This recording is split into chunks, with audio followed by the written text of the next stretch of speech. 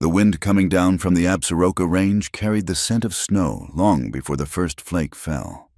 It was a biting, thin air that tasted of pine needles and impending frost.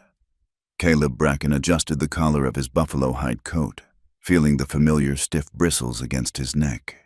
He sat atop his roan gelding, a beast as scarred and sure-footed as its rider, and looked down into the valley where the town of Bitter Creek sprawled like a brown stain on the golden prairie grass. He did not like coming down. Up in the high timber, the rules were simple. If you were careless, you died. If you were lazy, you starved. If you respected the land, it might just let you live another season. Down here, among the clapboard buildings and the muddy streets churned by wagon wheels, the rules were twisted by money and manners. Two things Caleb possessed in short supply. He urged the horse forward, his pack mule tugging reluctantly on the lead rope behind him. Caleb was 40 years old, though the sun and the wind had etched lines into his face that made him look 10 years older. He was a large man, built with the heavy, dense muscle of someone who lifted logs and hauled elk quarters for survival.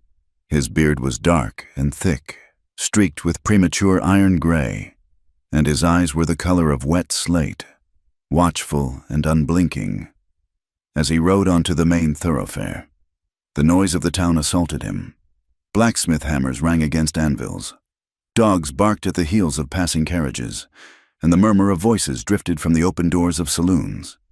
People stopped to watch him pass. He was a spectacle, a wild thing dragged in from the wilderness.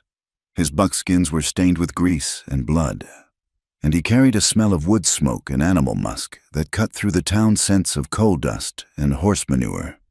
He tied his animals to the hitching rail outside Miller's General Mercantile. He patted the mule's neck, a rare gesture of affection, before pushing open the door. A bell chimed overhead, a delicate tinkling sound that seemed absurdly fragile to his ears. The store was warm, heated by a pot-belly stove in the center of the room. It smelled of roasted coffee beans, cured leather, and spices brought in from the east. Caleb moved to the counter, his boots heavy on the floorboards. He felt the eyes of the other customers on him. Two women in calico dresses whispered behind their hands near the fabric bolts. A clerk in a starched collar looked up, his nose wrinkling slightly. Caleb ignored them. He pulled a crumpled list from his pocket. He could read and write, a skill his mother had drilled into him before the fever took her 30 years ago, but he did not like to show it. He laid the paper on the counter. 50 pounds of flour, 10 pounds of salt, coffee, sugar, lead, powder, a new axe handle. The clerk took the list with 2 fingers, as if it were soiled. Caleb turned his back to the counter, leaning against the wood, and waited. His gaze swept the room, looking for nothing in particular, just keeping watch. That was when he saw her. She stood near the front window, bathed in the pale afternoon light that filtered through the glass. She was young, perhaps 19, with hair the color of spun gold piled high on her head in a fashion that looked impossibly complicated. Her dress was a deep blue velvet, far too fine for a Monday afternoon in a frontier town, and she held a parasol even though she was indoors. Clarabelle Harlow was laughing. It was a bright, musical sound, like water over stones, but there was an edge to it. She was surrounded by 2 other young women and a young man in a suit who looked like he had never swung a hammer in his life. Caleb stared. He had not seen a woman like that in years. In the mountains, beauty was functional. A beautiful tree was one that provided shelter. A beautiful river was one that held trout. Clarabelle was beautiful in a way that served no purpose other than to be looked at. She looked soft. She looked clean. The loneliness that Caleb kept buried deep in his gut, the hollow ache that usually only troubled him during the long, silent nights of January, suddenly flared hot and sharp. He had built a good cabin this year. He had laid in enough meat for 3 people. He had traded well last spring and had a gold coin buried in a tin beneath his floorboards. He was a man of substance, in his own way. He watched her tilt her head back, exposing the long, white line of her throat. She looked warm, without thinking, without planning. Caleb pushed himself off the counter. His heart hammered against his ribs, a sensation he had not felt since he faced a grizzly sow 2 winters past. He walked toward her. The floorboards creaked under his weight. The chatter in the store died away as his shadow fell over the group. Clarabelle stopped laughing. She turned, her blue eyes widening as she took in the towering figure before her. The young man in the suit took a nervous step back. Caleb stopped 3 feet from her. He held his hat in his hands, his fingers crushing the brim. He searched for words, but his tongue felt thick and useless. He had gone months without speaking to another human soul.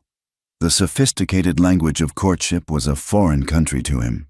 He looked at her, his slate eyes intense and unsmiling. "You look like someone who would keep a man warm in winter," he said. It was meant to be a compliment. In his mind, it was the highest praise. Winter was death. To keep a man warm was to keep him alive. It was an offer of protection, a statement of need, a promise of value. For a heartbeat. There was silence. Clarabelle stared at him, her mouth slightly open. She looked at his scarred hands, his stained buckskins, the knife strapped to his thigh. Then she looked at his face, reading the naked, clumsy vulnerability there. A giggle escaped her lips, then another. The young man in the suit smirked. Clarabelle covered her mouth, but the laughter spilled out, high and cruel. "Oh, my heavens," she gasped, looking at her friends. "Did you hear that? He thinks I am a blanket." The other girls dissolved into giggles. "I suppose I should take it as a compliment," Clarabelle said, her voice raising so the whole store could hear. "But I'm afraid, sir, that you would smell like a wet dog even if I did set you on fire to keep warm." The store erupted. The clerk chuckled behind the counter. The women at the fabric bolts hid their smiles. The young man in the suit let out a loud, barking laugh, emboldened by the girl's dismissal. Caleb stood frozen. The heat rushed up his neck, burning his ears. He felt a physical blow to his chest, harder than any fist. He had expected a no. He had not expected this. He had forgotten that in the civilized world, honesty was often treated as a joke. He put his hat back on his head, pulling the brim low to hide his eyes. He said nothing. There was nothing to say. He turned on his heel, the heavy thud of his boots sounding like a funeral march in the sudden quiet that followed the laughter. From the shadows near the back of the store, a woman watched him go. Eleanor Harlow stood with one hand resting on a barrel of dried beans. She was 38 years old, dressed in a gown of severe gray wool that she wore like armor.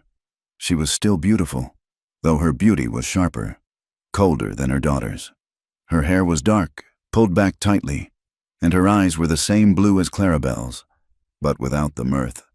She had watched the entire exchange. She had seen the raw hope in the mountain man's eyes, a hope so pure it was painful to witness. And she had seen her daughter crush it like a bug under her heel, for no other reason than to amuse her friends. Eleanor felt a familiar twisting in her stomach. It was a mixture of shame and rage. She looked at Clarabelle, who was wiping tears of laughter from her eyes, preening under the adoration of her sycophants. Eleanor saw her late husband in that gesture. She saw the same casual cruelty that had defined 18 years of her life. The mountain man walked out the door, his back straight, his dignity intact despite the humiliation.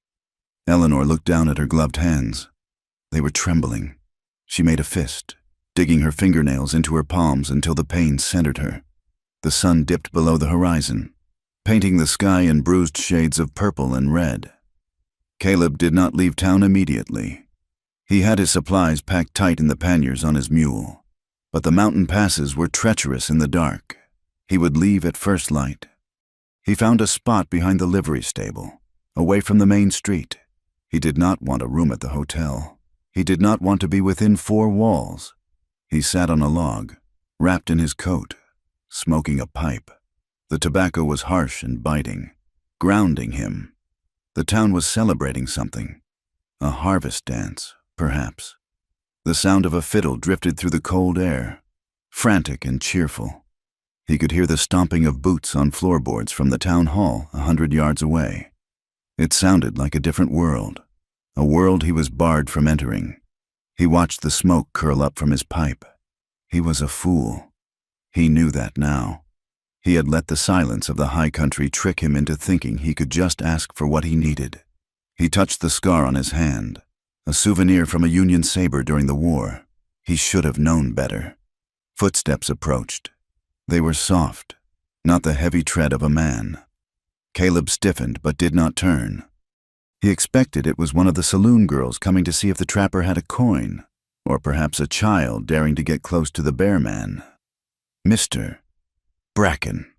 The voice was low, cultured, and steady. Caleb turned his head slowly. A woman stood at the edge of the firelight from the stable lantern. It was the woman from the store, the one in the gray dress, the mother. He stood up. It was instinct to stand when a lady approached, a habit his mother had whipped into him before he could walk. He tapped his pipe out on his boot heel and shoved it into his pocket. "Ma'am," he said. His voice was gravel, unused to softness. Eleanor Harlow stepped closer. She had wrapped a thick shawl around her shoulders, but she still looked out of place among the muck and straw of the stable yard. She looked at him. Her chin lifted. "I wish to apologize," she said. Caleb frowned. "Apologize." "For my daughter," she continued. "Clarabelle, her behavior today was... it was beneath contempt. It was cruel." Caleb looked away, towards the dark outline of the mountains. "It does not matter," he said. "She was right. I am a rough man. I had no business asking." "You had every business," Eleanor said, her voice sharpening slightly. "You offered an honest proposal. It deserved an honest answer, not ridicule." Caleb looked back at her. He saw her face clearly now in the lantern light. She looked tired, not the physical tiredness of a day's work, but the deep, marrow-weary exhaustion of a soul that has carried a heavy load for too long. "Why are you here?" he asked. Eleanor hesitated. She looked toward the town hall, where the music was growing louder. She could picture Clarabelle inside, dancing, flirting, completely unaware of the wreckage she left in her wake. Eleanor thought of the empty house waiting for her, the silence that was not peaceful but suffocating. She thought of the whispers in town, the men who looked at her widowhood as an opportunity for property acquisition, the women who waited for her to slip. She looked back at Caleb. He was big. Yes, frightening to some, but she saw how he stood. He stood like a tree that had weathered storms. He was solid. He was real. There was no artifice in him. "I am here," she said slowly, "because I am tired of apologies." She took a breath, the cold air filling her lungs. "You said you needed someone to keep you warm," she said. "You said you needed a wife." Caleb narrowed his eyes. He did not move. "I do," he said cautiously. Eleanor took a step forward. The mud squelched beneath her expensive leather boots. "Then take me," she said. The silence that stretched between them was heavier than the mountains. Caleb stared at her, thinking he had misunderstood. He looked for the mockery, the punchline, the hidden friends waiting to burst out laughing. "You are making a game of me," he said, his voice dropping to a growl. "Like the girl." "I am not my daughter," Eleanor said fiercely. Her hands were clenched at her sides. "I am a widow. Mr. Bracken. I have money. I have a house full of fine furniture. I have a name that opens doors in this territory, and I would trade every single ounce of it to never have to walk through those doors again." She looked him in the eye, stripping away her pride. "I am drowning here," she whispered. "I am slowly turning into stone. I saw you today. I saw a man who survived. I need to survive." Caleb looked at her. He saw the desperation shaking in her hands. He saw the truth in her eyes. It was a different kind of hunger than his, but it was just as sharp. He looked at her hands. They were white, smooth, uncalloused. "The mountains are not a place for a lady," he said. "It is a hard country. There is no comfort, no servants. The cold does not care who your family is." "I do not want comfort," Eleanor replied. "I want a life that is mine." Caleb shook his head. "You do not know what you are asking. It is blood and dirt. You have to kill what you eat. You have to skin it. You have to endure silence that lasts for weeks." Can you endure it? She asked. I was made for it. Then teach me, she said. Caleb studied her. He looked for the weakness he knew must be there. He saw fear. Yes. But beneath the fear, he saw a strange, brittle resolve. She was like a piece of iron that had been heated and hammered until it was ready to break or be forged into something new. He needed a wife. He needed help with the work. He needed a presence in the cabin to keep the madness of solitude at bay. He had asked for a girl who was soft and spoiled. Instead, fate had sent him a woman who was broken and desperate. Maybe that was a better bargain. If you come with me, Caleb said, his voice low, I will not treat you like a queen. You will work. You will pull your weight. I am not afraid of work, Eleanor said. And I will not beg you to stay, he added, his tone darkening. If you break, if you want to run back to your silk sheets, I will not stop you. But I will not come down to fetch you. I will not run, she said.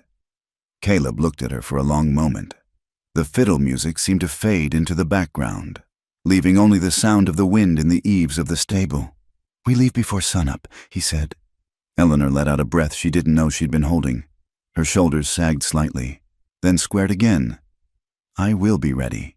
The hours before dawn were the coldest of the night. The town of Bitter Creek lay silent, sleeping off the whiskey and the dancing. The moon was a sliver of bone in the black sky. Eleanor moved through her house like a thief. She wore her sturdiest dress, a dark wool traveling suit, and a heavy cloak. She carried a single carpet bag. She had left her jewelry in her vanity box. She had left the deed to the house on the dining table. She paused at the door of Clarabelle's room. She could hear her daughter's soft, rhythmic breathing.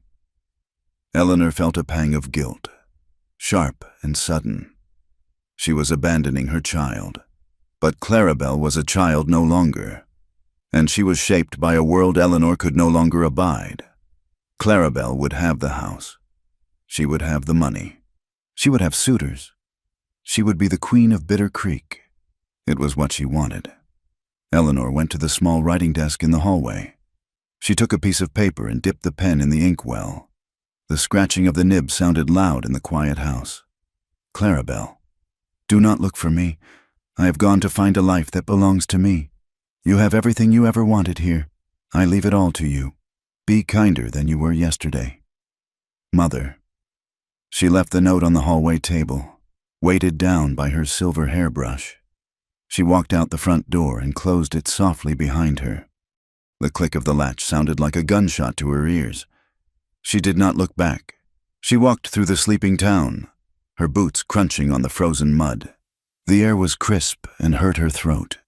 She felt a terror rising in her chest, cold and gripping. She was walking away from safety. She was walking away from everything she knew. She was walking toward a man who was a stranger, a man who carried a knife and smelled of blood. But as she walked, she also felt something else, the tight band that had constricted her chest for 15 years, ever since her husband first raised his hand to her, began to loosen. She reached the edge of town. Caleb was there. He was mounted on his roan, holding the lead rope of the mule. He had saddled a second horse, a sturdy bay gelding he must have traded for during the night. He did not speak as she approached. He reached down a hand. His palm was rough, swallowing hers completely. He pulled her up effortlessly, swinging her into the saddle of the bay. He looked at her, his eyes searching her face in the gloom. You are sure? He asked. Eleanor looked up at the mountains. They were dark, jagged shadows against the stars. They looked formidable.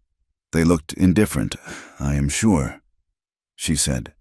Caleb nodded once. He turned his horse toward the north, toward the high passes and the deep timber. Let's ride, he said. They moved out of the town, the hooves of their horses muffled by the frost-hardened earth. Within minutes, the buildings of Bitter Creek were swallowed by the darkness behind them. Ahead lay the wilderness, vast and waiting. Eleanor Harlow tightened her grip on the reins and rode into the wild. For the first day, they rode hard, putting the prairie behind them as the land began to heave itself upward into rugged foothills. The air became thinner and colder with every hour. By noon, the pale autumn sun had vanished behind a ceiling of bruised, gray clouds. By 3 o'clock, a driving, icy rain began to fall. Eleanor had a hood on her cloak, but it was no match for the wind. The cold water found its way down her neck, plastered her dark hair to her scalp, and soaked her wool suit until it weighed as much as chain mail. She was a moderately skilled rider. Having spent years riding side saddle on gentle mares in the town park, this was different. The bay gelding Caleb had given her was a powerful animal, but it stumbled on the rocky, narrow game trails, and she lacked the strength to muscle it back into line. Caleb rode ahead, his shoulders set against the downpour, seemingly indifferent to the weather. He and his roan moved as one creature, navigating the treacherous terrain with an ease that frustrated her. After 5 hours, she could no longer feel her feet. They were numb, encased in her elegant leather boots. She had paid a small fortune for those boots in St. Louis. They were made for stepping from a carriage onto a clean boardwalk. Now, they were caked in mud, the soles splitting, the fine leather saturated and ruined. She began to understand. This was not an adventure. This was not a romantic flight from a life she disdained. This was an exchange. She had traded a soft, warm prison for a hard, cold freedom. She was not sure she would survive it. The rain turned to stinging sleet as darkness fell. Caleb finally stopped in a thick grove of pine trees that offered meager shelter. He dismounted, his movements economical, and began unsaddling the horses without a word. Eleanor tried to dismount. Her legs were frozen, locked in place. She gripped the pommel, her body shaking so violently her teeth rattled. She felt a wave of humiliating despair. She was going to freeze to death. 20 miles from the town she had left, Caleb finished with the mule and came to her side. He looked up at her, his face a mask in the gloom. He did not ask if she needed help. He did not offer any words of comfort. He simply put his large, gloved hands on her waist, gripped her as if she were a sack of flour, and lifted her bodily from the saddle. Her legs buckled when they touched the ground. She would have fallen if he had not been holding her. He steadied her for a moment, then released her. He built a fire with a speed that seemed like a magic trick. He pulled dry kindling from inside his pack and used a flint and steel, shielding the spark from the wind with his own body. Within minutes, a small, smoky flame leaped to life. He gave her a piece of hard jerky and a tin cup of water from his canteen. She chewed the jerky until her jaw ached, the salt and smoke flavor overwhelming. It was the best thing she had ever tasted. He did not sleep near her. He took his bedroll and laid it under a rocky overhang 20 yards away, leaving her with the fire and the horses. She understood. He was giving her privacy, but he was also keeping his distance. She was a liability, and he was waiting to see if she would break. She huddled under her soaked cloak, steam rising from her clothes, and stared into the fire. She did not cry. Crying was a luxury for the drawing room. Out here, it seemed like a waste of heat. They traveled for 2 more days. The terrain grew steeper. They crossed a river so cold it took her breath away, the water surging against the horse's legs. She saw a wolf, a gray phantom watching them from a ridge, its eyes yellow and intelligent, before it vanished back into the timber. On the 3rd morning, Eleanor could not get up. Every muscle in her body screamed in protest. Her hands were raw from the reins, her knees and thighs bruised black from gripping the horse. She lay in her bedroll, the sun barely risen, and felt the first true wave of regret. Caleb had the horses saddled and the mule packed. He came over to her. "We move," he said. "I cannot," she whispered. Her voice was a dry croak. "A storm is coming. A real one. We do not get to the cabin. We die." He said it simply, as a fact, like stating the color of the sky. "I am trying," she said, her voice breaking with frustration. I need a minute." He looked at her, his slate eyes unreadable. Then he did something that surprised her. He went to his pack and pulled out his heavy buffalo hide coat. It was stiff, stained, and smelled strongly of him, of smoke, pine, and animal. He threw it at her. "Put that on," he said. "It will stop the wind." He then went to his own horse, the scarred roan. He untied his bedroll from the back of the saddle and tied it onto the mule. Shifting the loads, he came back to Eleanor. He did not offer a hand. He bent down and slipped one arm under her back and one under her knees, lifting her as if she weighed nothing. She was too shocked to protest. He carried her to his roan and set her in his saddle. "This horse is better on the rock," he said. "You will sit here." He swung himself up onto her bay, a horse less familiar with the high country. He took the lead rope for the mule. He did not look at her again.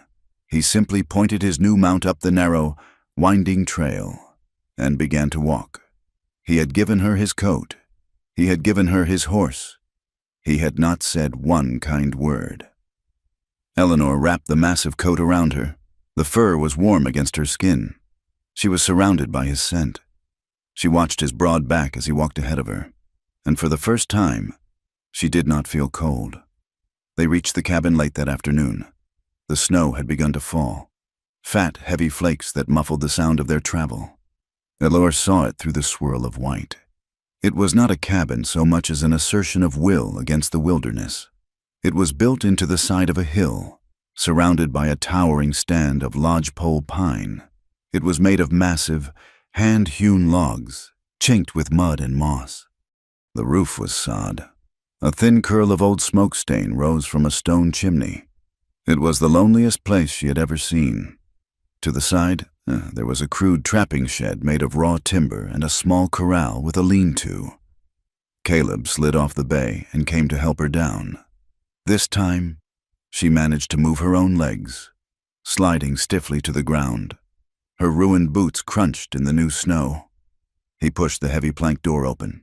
Inside, it was one room, dark and smelling of cold ashes and cured hides. A stone hearth dominated one wall. On the other wall, a row of traps and snares hung next to strings of dried herbs. There was a rough-hewn table, 2 three-legged stools, and shelves built into the wall holding tins and sacks. And in the corner, there was a bed. One bed.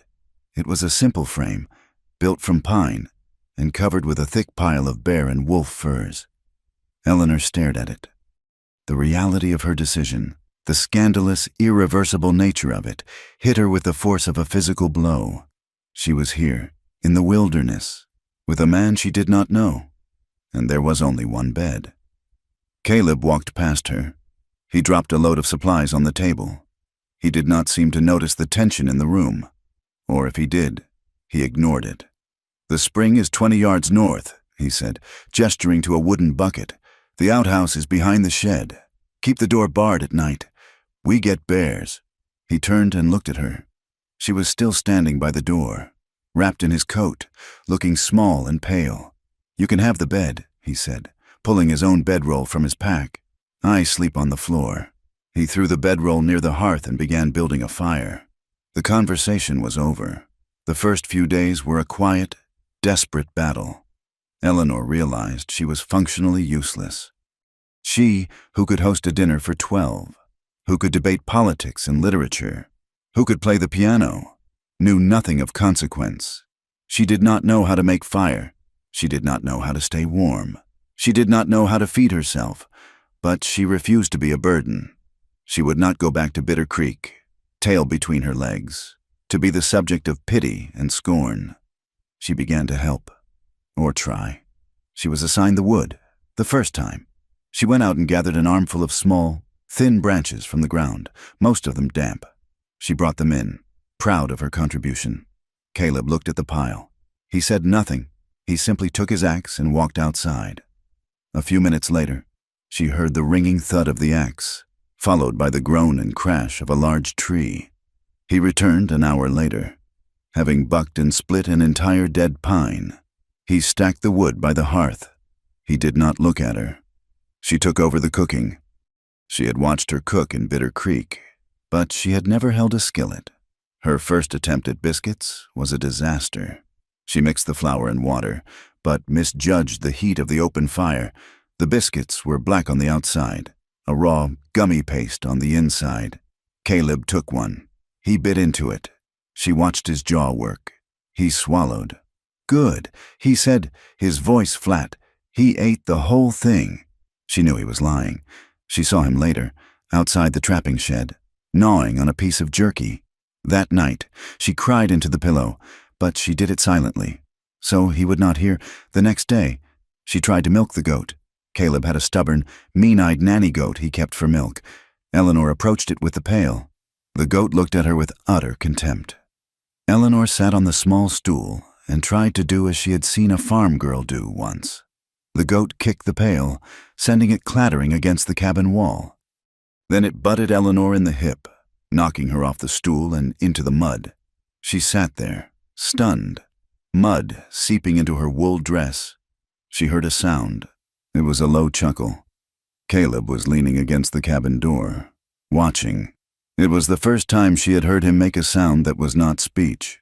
"You got to hold her horns," he said, a ghost of a smile touching his lips. "And you got to be meaner than she is." He walked over, grabbed the goat by the horns with one hand, and milked her with the other. The milk streamed into the pail. Eleanor watched, humiliated and furious. But she also watched his hands. They were scared and rough, but they were gentle with the animal. He handed her the pail, half full. "You try tomorrow," he said. They existed in this tense, quiet domesticity for 2 weeks. They barely spoke, but they were acutely aware of each other. She learned the rhythm of his movements. He learned the sound of her breathing in the night. He slept on the floor, a wall of furs between them, but the intimacy of the small space was suffocating. She watched him. She saw the way he moved, with a quiet, powerful grace. She saw that he was meticulous. His traps were clean, his rifle was oiled, his knives were razor-sharp. He was a man who lived on the edge of death, and so he took no chances. He watched her, too. He saw her fail, and get up and try again. He saw her hands, once soft, become red and raw, then begin to blister and callous. He saw her burn the stew, and he saw her set it aside and make a new one, this time getting it right. He watched her go back to the goat, day after day, until the goat finally let her milk it without a fight. He kept his distance, but his admiration was a quiet, cautious thing, growing in the silence. One night, a storm blew in. It was not snow, but a driving, freezing wind that shrieked around the corners of the cabin and rattled the door in its frame. The cabin, which had seemed so solid, now felt like a tiny, fragile shell against the rage of the mountain. Eleanor lay in the bed, under the heavy furs, but she could not sleep. The wind sounded like a woman screaming. The fire had burned low, casting flickering shadows. Caleb was on his pallet of furs, sleeping, or so she thought. Then she saw him move. He sat up, his back to her, and she heard him hiss in a sharp intake of breath. He was favoring his left shoulder. He stood, thinking she was asleep, and moved to the hearth. The wind must have been driving the cold into his old wounds. He stood in the faint firelight, a silhouette against the orange glow. He unbuttoned his wool shirt. Eleanor watched. He pulled the shirt off, letting it fall to the floor. He turned his back to the fire, raising his arms to let the heat soak into his skin. The firelight washed over his chest and back. Eleanor's breath caught in her throat. His body was a map of violence. She saw the puckered, angry scar of a bullet hole just above his collarbone. She saw a series of long, white lines crisscrossing his ribs, the telltale marks of a knife or a saber. But it was his back that held her gaze. From his left shoulder down to his waist, 3 deep, ragged scars ran in parallel lines, as if a giant hand had tried to rip the flesh from his bones. A bear. It had to be a bear. He stood there, absorbing the heat, a picture of broken, powerful masculinity. Eleanor felt an urge so strong it was a physical ache. It was not a desire. It was recognition. She, too, was covered in scars, but hers were on the inside, where no one could see them. Her late husband had left his marks on her soul. She slipped out of the bed. The floor was ice cold beneath her bare feet. Caleb heard the movement. He tensed, grabbing for his shirt, turning. Eleanor growled, alarmed, pulling the shirt up to cover himself. But she was already there. Before he could hide, before he could retreat behind his anger, she reached out, her hand, pale and smooth in the firelight, hovered over his skin. Her fingers, no longer soft, but chapped and raw from work, were trembling. She touched him. She laid her fingertips gently on the edge of the deepest scar on his shoulder. Galeb flinched as if she had branded him. He pulled away, stepping back, his face a mask of anger and surprise. "Some wounds don't close," he said. His voice was rough, a warning to back away. Eleanor did not retreat.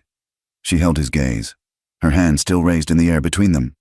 The wind howled outside, filling the silence. "That doesn't mean they don't deserve warmth," she replied. Her voice was soft, but it cut through the noise of the storm. They stood frozen. He was half naked, his vulnerabilities exposed. She was in her thin nightgown, her own defenses down. The air in the cabin was thick, charged with the words.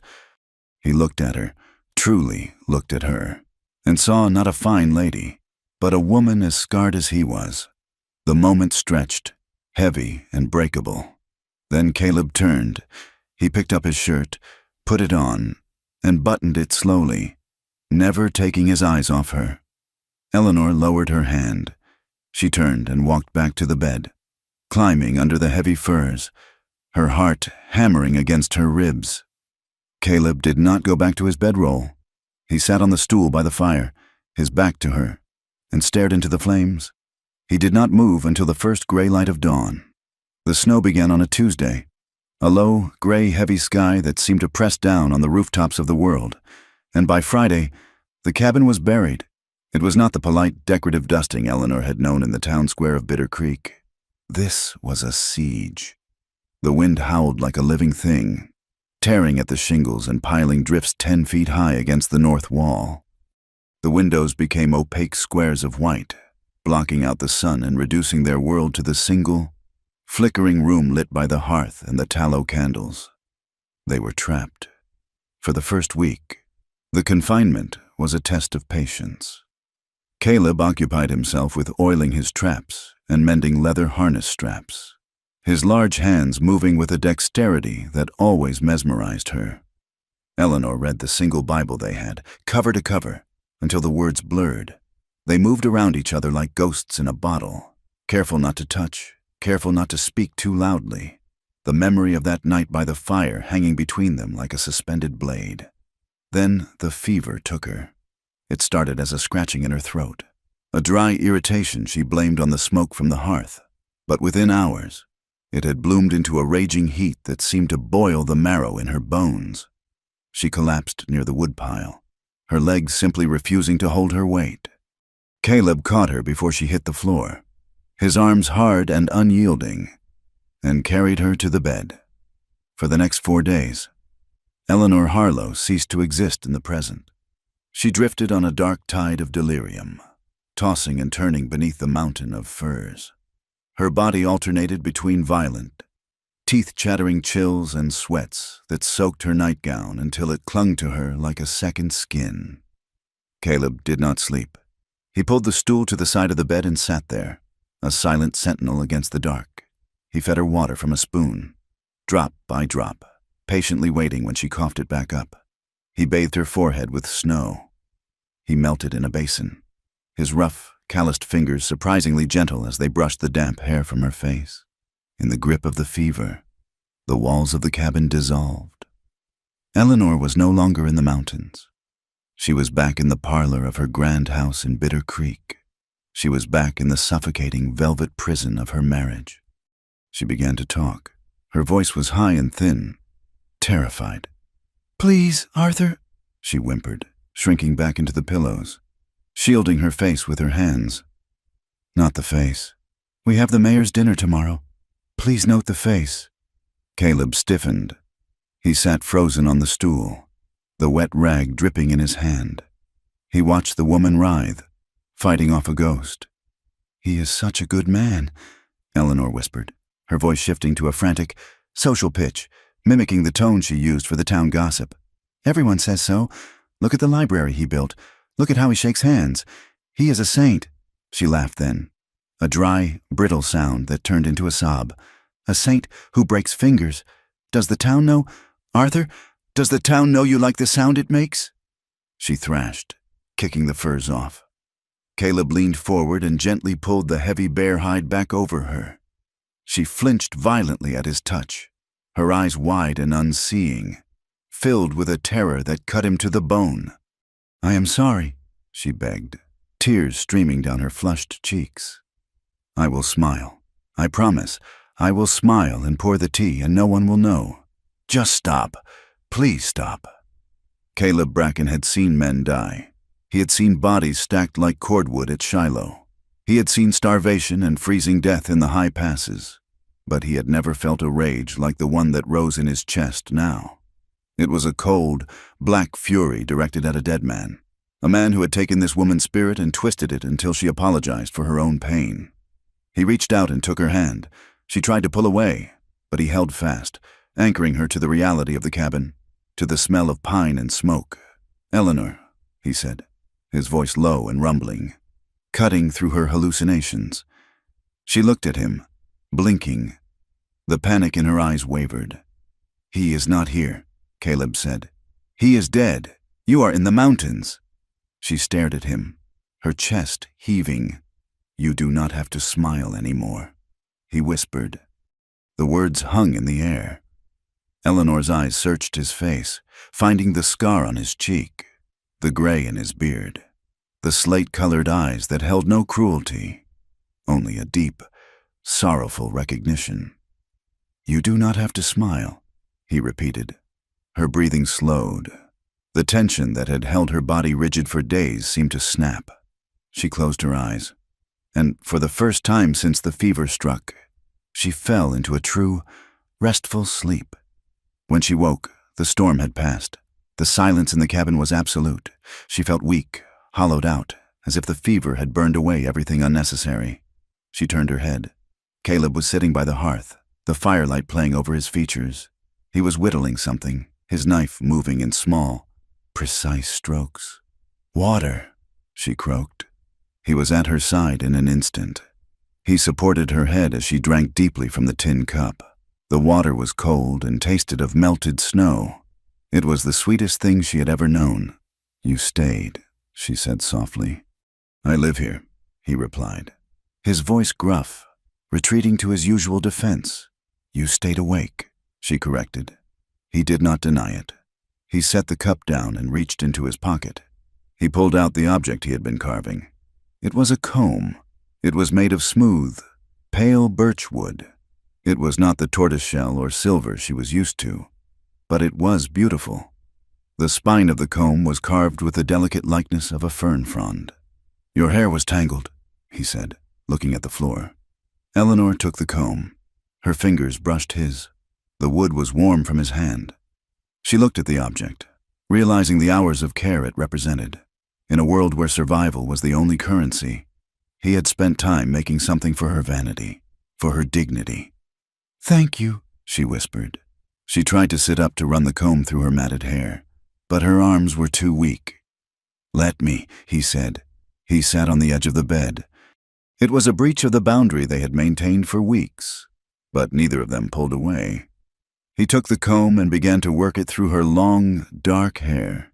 He was incredibly gentle, starting at the ends and working his way up, teasing out the knots without pulling.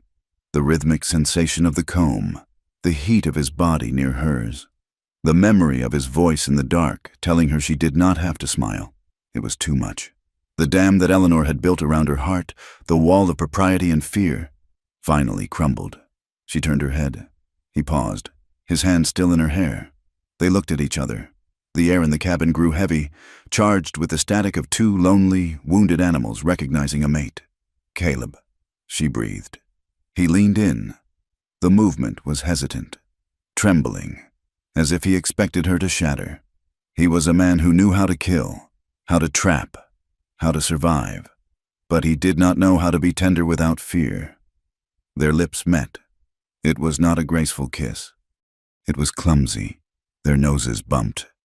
Caleb's beard scratched her chin, but then Eleanor made a sound, a small noise of need, and she reached up, tangling her fingers in the hair at the nape of his neck, pulling him closer.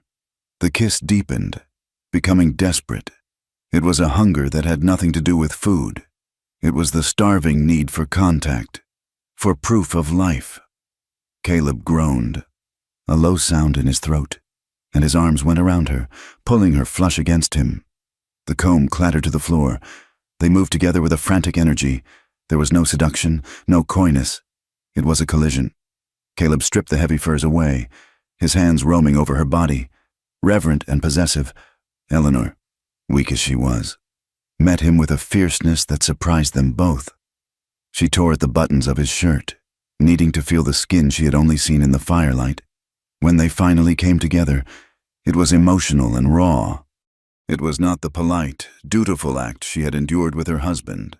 This was earth and fire. It was Caleb's heavy weight pressing her into the mattress, grounding her.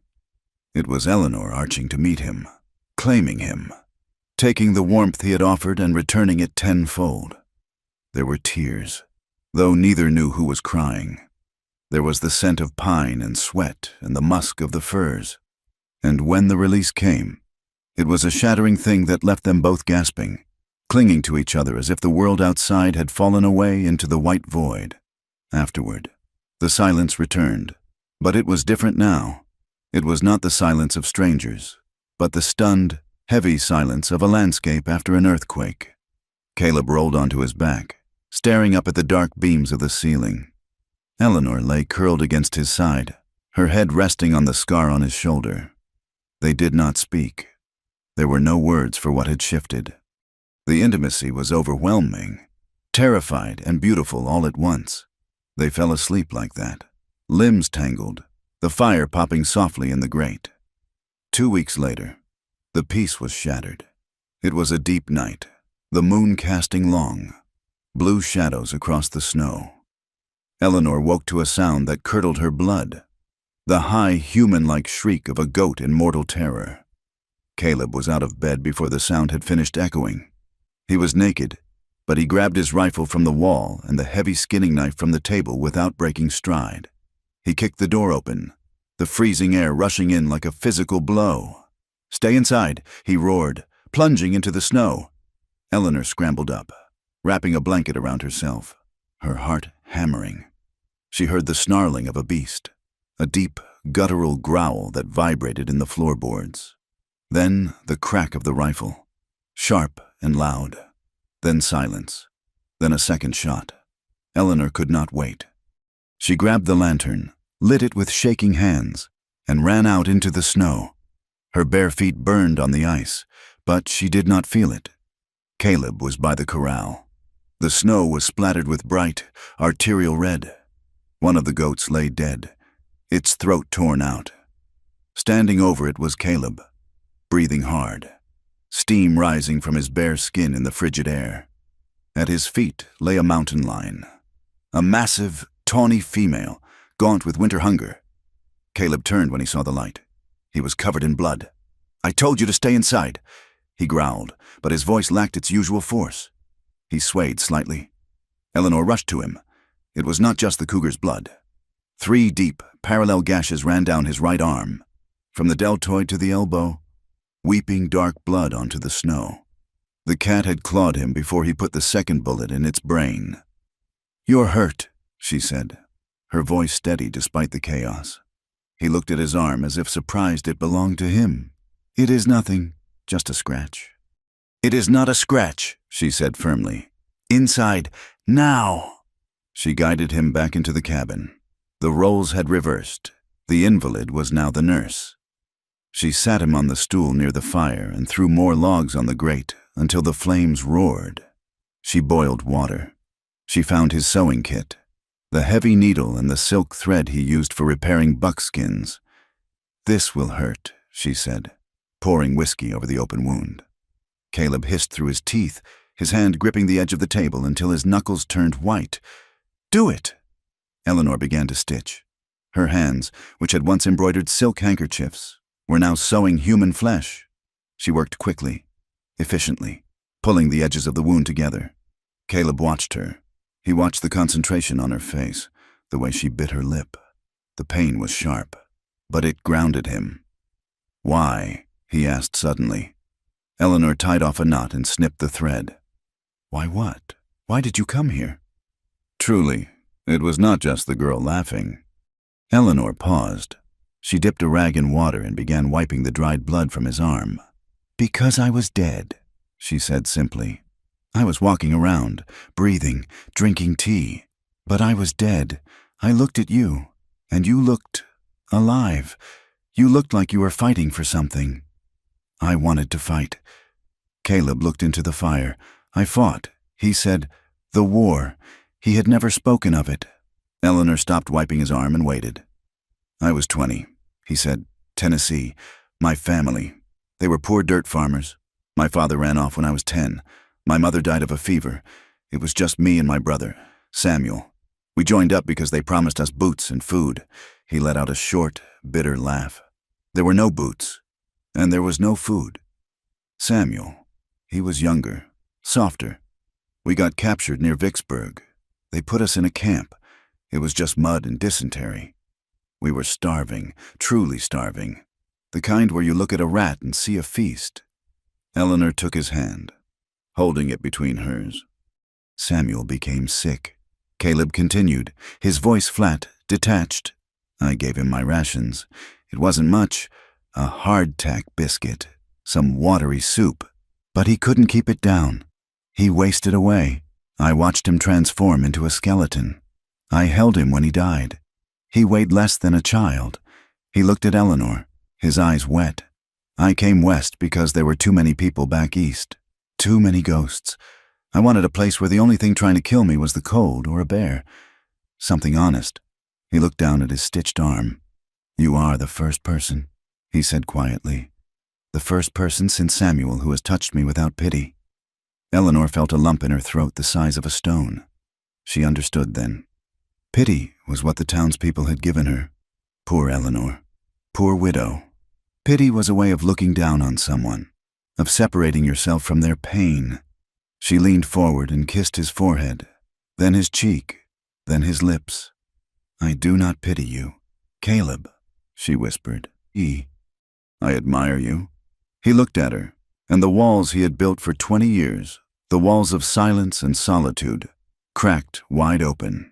He buried his face in her neck, and she held him while the wind howled outside.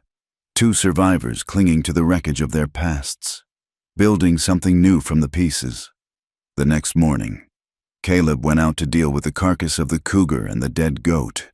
The work had to be done. Eleanor remained inside. She felt a strange, vibrating energy in her chest. She needed to do something with it. She needed to mark this change. She went to the bottom of her carpet bag, hidden beneath the layers of wool and linen. There was a heavy, leather-bound ledger. She had stolen it from her husband's study the night she left. It was meant for recording debts and assets. She opened it to the first blank page. She took a small bottle of ink and a steel-nibbed pen. She sat at the rough table, the morning light spilling onto the paper. She looked at her hands, stained with ink, scarred from work, strong. She began to write. December 12th, 1882. "I am not a ghost. I am not a widow in silk. I am a woman who stitches flesh and milks goats, and loves a man who smells of pine and blood. The wind is screaming outside, but for the first time in my life, I am not cold. I bleed. I burn. I live." She wrote until the ink ran dry, pouring her soul into the pages, claiming her story, one word at a time. When Caleb returned, stamping the snow from his boots, she did not hide the book. She looked up at him and smiled, not the polite, frozen smile of Mrs. Harlow, but the tired, genuine smile of Eleanor Bracken. And for the first time, he smiled back. Spring arrived in the high country not with a whisper, but with a roar. The silence of the deep winter was shattered by the sound of water. It dripped from the eaves of the cabin, gurgled in the hidden veins of the earth, and thundered in the creek that had been a silent ribbon of ice for 5 months.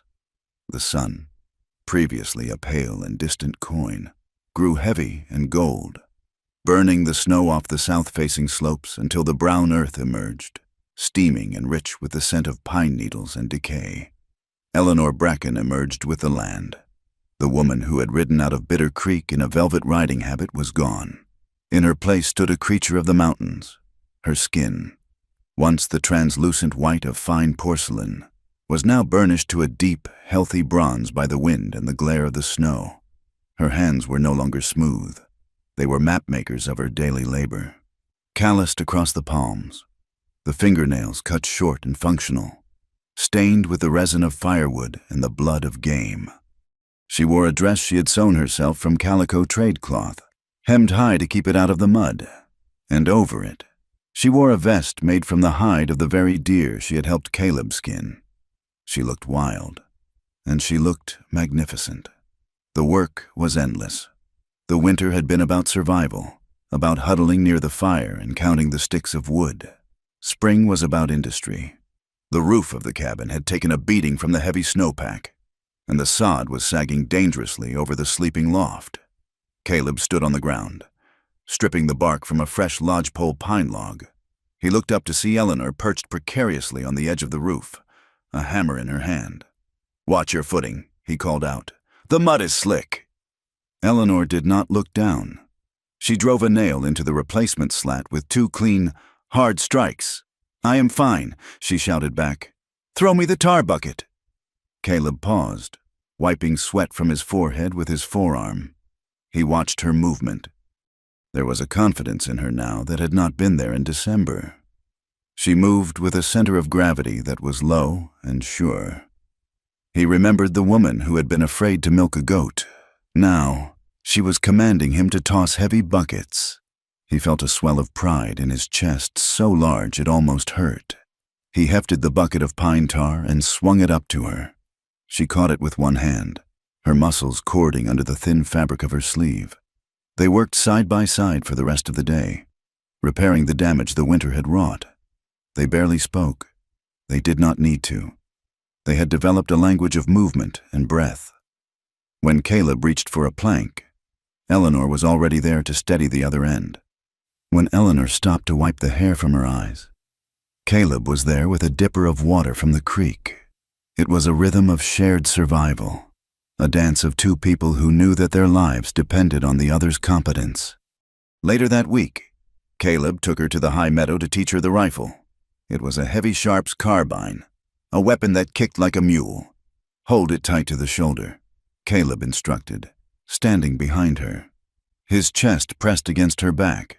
"If you leave a gap, it will bruise you." "I am not afraid of a bruise," Eleanor said. She sighted down the barrel at the dead stump 50 yards away. She exhaled, a slow, steady breath, just as he had taught her. Her fingers squeezed the trigger. The rifle roared, the sound echoing off the granite peaks like thunder. Smoke obscured the view for a moment. When it cleared, the stump was shattered. Caleb lowered the rifle barrel gently. "Good shot." Eleanor looked at him, her eyes bright with adrenaline. "It feels powerful," she said. "It is a tool," Caleb corrected her, though his eyes were warm. "It fills the pot. It stops the wolves." He took the rifle from her and reloaded it. But the way he handed it back, stock first, was an act of immense trust. He was arming her. He was making her dangerous. In the world he came from, you only armed the people you would die for. 3,000 feet below, in the mud-clogged streets of Bitter Creek, the spring thaw had brought a different kind of heat. Clarabelle Harlow walked out of the millinery shop, her face burning. The whispers had started the moment she entered. 2 women near the ribbon counter had fallen silent, their eyes darting to her and then away, barely suppressing their titters. "Did you hear?" one had whispered, loud enough to be heard. "They say she is living like a squaw, wearing skins, cooking over a dirt fire, with that beast of a man." The other replied, "Imagine, Eleanor Harlow, a trapper's woman. It is a sickness, surely." Clarabelle had dropped the spool of lace she was holding and fled the shop. She stood on the boardwalk, her hands trembling in her kidskin gloves. The shame was a physical weight, dragging her shoulders down. For months, she had told everyone her mother had gone east to visit relatives in Boston. She had lied to the pastor. She had lied to her suitors. But the truth had leaked out, as it always did in a frontier town. A fur trader had seen them. A prospector had passed the cabin. The gossip was spreading like wildfire, painting her mother not just as a runaway, but as a fallen woman. a creature of base instincts who had traded civilization for lust. Clarabelle felt the anger rise in her throat, hot and acidic. How could she? How could her mother destroy their reputation for a man who looked like a bear and smelled of grease? It was selfish. It was madness. "I'm going to get her," Clarabelle said to the empty air. She marched to the livery stable. She demanded a horse, ignoring the stablemaster's warning about the weather turning. She was 19 years old, fueled by indignation and the arrogance of the righteous. She packed a small bag with a fresh dress for her mother, convinced that once Eleanor saw reason, once she was reminded of who she would come home. Clarabelle rode out of town an hour later. She followed the vague directions the prospector had muttered in the saloon. Up the North Fork, past the split rock, into the deep timber. She rode hard, her anger sustaining her for the first 10 miles. But the mountains did not care about her anger. As she climbed, the spring sunshine vanished. The sky turned a bruised, sullen purple. The wind picked up, screaming through the canyons, carrying the scent of ozone and ice. A spring storm in the Rockies was often more deadly than a winter blizzard. It came fast, wet, and heavy. The rain started as a cold mist, then turned to sleet that stung her face like buckshot. The temperature plummeted. Clarabelle's velvet riding cloak was soaked through in minutes. She shivered, her teeth chattering so hard her jaw ached. The trail, which had been muddy before, turned into a soup of slick clay. Her horse, a nervous mare from the flatlands, began to toss its head and sidestep. "Go on, you stupid beast!" Clarabelle shrieked, kicking the horse's flanks. The mare panicked. It scrambled for footing on a slate rock, slipped, and went down. Clarabelle was thrown clear, landing hard in a patch of thorny brush. She screamed as the thorns tore at her face and hands. The mare scrambled up, eyes rolling white with terror, and bolted back down the trail. Disappearing into the gray curtain of sleet, Clarabelle lay in the mud. Her leg throbbed. She tried to stand, but the cold had already seeped into her muscles. She was alone. The silence of the woods was terrifying, broken only by the hiss of the sleet and the roar of the wind. She began to walk, limping heavily. She called out for her mother, but the wind swallowed her voice. She walked for what felt like hours, but was likely only one. The cold was narcotic. It made her sleepy. It made her want to lie down in the soft, wet moss and close her eyes. Just for a moment. She thought, "I will just rest for a moment." She curled up at the base of a massive spruce tree. The world went gray, then black. The dog sensed it first. Caleb kept 2 hounds now, wiry mountain curls that guarded the livestock. They began to bark, low and agitated, facing down the valley. Caleb looked up from the woodpile. He smelled the storm in the air, but he also felt a prickle on the back of his neck. "Someone is coming," he said. Eleanor came to the door, wiping flour from her hands. Who would come in this weather? Caleb grabbed his coat and his rifle. "I don't know, but the dogs don't lie." He saddled the roan quickly. Eleanor grabbed her cloak and swung up onto the bay. They rode down the trail, the dogs leading the way, their noses close to the ground. They found her a mile from the cabin. She was a small, dark heap against the base of a tree, half buried in the accumulating slush. "Clarabelle!" Eleanor screamed. She threw herself off the horse before it had fully stopped. She hit the ground running, sliding in the mud, falling to her knees beside her daughter. Clarabelle was blue. Her skin was waxy, her breathing shallow and ragged. Her fine riding habit was torn and sodden. Eleanor gathered the girl into her arms. "Clarabelle, wake up, look at me." Caleb was there a second later. He stripped off his heavy coat and wrapped it around the girl. He touched her neck, checking for a pulse. "She is alive," he said, his voice tight, but barely. "The cold has gone deep." He lifted Clarabelle effortlessly, passing her up to Eleanor, who had remounted the bay. "Hold her close," Caleb ordered. "Share your heat. We have to get her to the fire." The ride back was a blur of fear.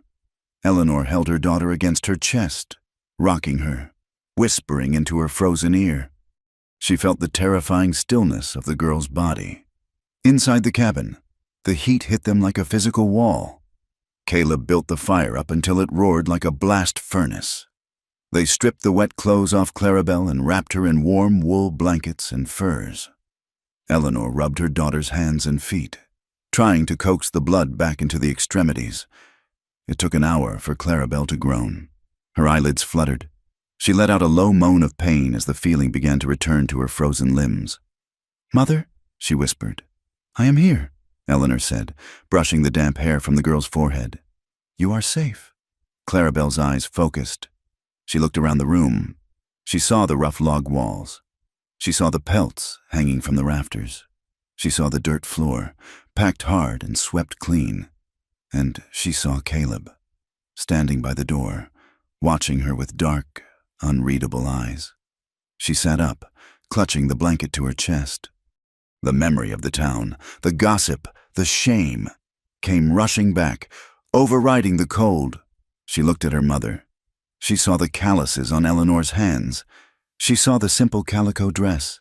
She saw the streaks of gray in Eleanor's hair that were no longer hidden by dye or pins. "You!" Clarabelle spat, her voice cracking.